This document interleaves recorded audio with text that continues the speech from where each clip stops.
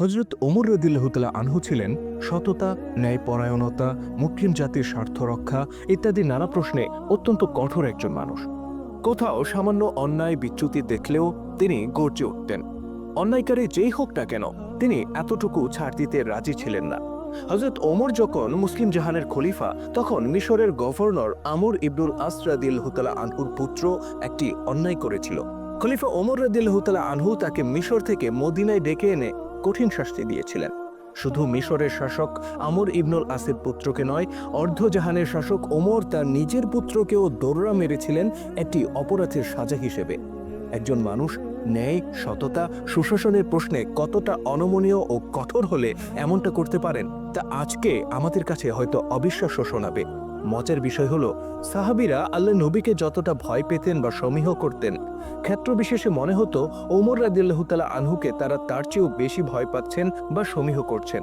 আমার এই কথাটাকে যদি কেউ বাড়াবাড়ি মনে করেন কিংবা বানিয়ে বলা কথা মনে করেন, তাহলে এই ভিডিওর শেষ পর্যন্ত দেখে তারপর মন্তব্য করার অনুরোধ থাকবে।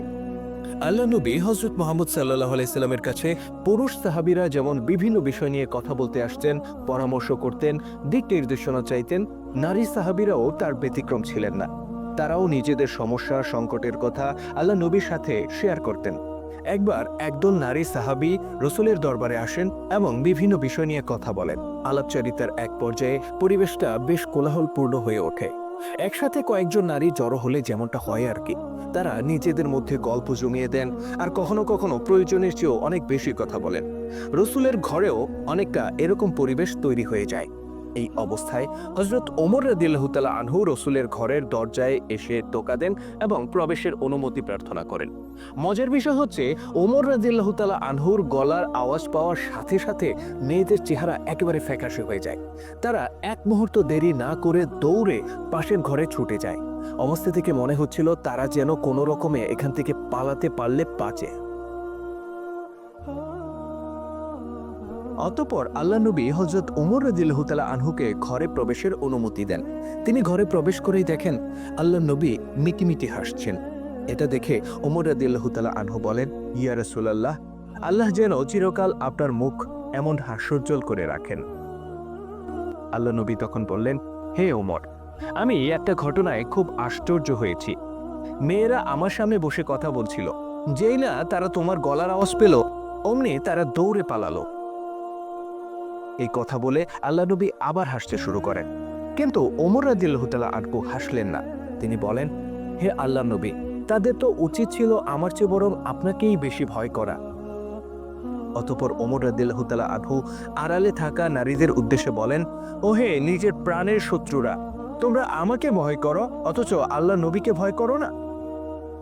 উত্তরে পাশের ঘরে থাকা নারীদের একজন বললেন, হ্যাঁ, আপনি তো অনেক কঠোর আর রাগী মানুষ, আল্লাহ নবী আপনার মতো নন। তার এই কথা শুনে ওমর রাদিয়াল্লাহু তাআলা আনহু চুপ করে যান।